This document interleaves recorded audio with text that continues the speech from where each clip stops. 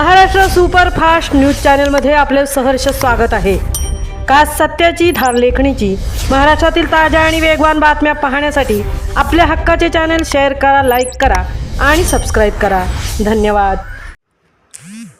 मुंबई गोवा महामार्गासाठी आता जनाक्रोश समितीची संगमेश्वर येथे रास्ता रोको आंदोलनाची हाक।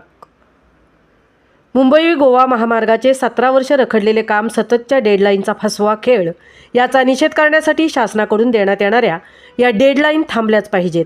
याच मागणीसाठी 11 जानेवारी 2026 रोजी सकाळी 10 वाजता संगमेश्वर डेपो येथे जनाक्रोश समितीच्या वतीने रास्ता रोको आंदोलनाची हाक देण्यात आली आहे।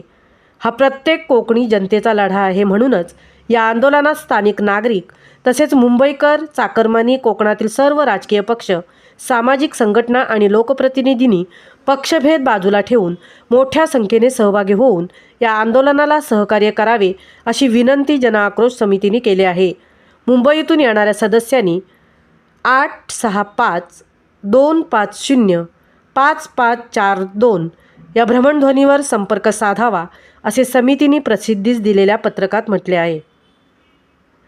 महाराष्ट्र सुपरफास्टसाठी नितेश शेलार सह तृप्ती भोईर, संगमेश्वर।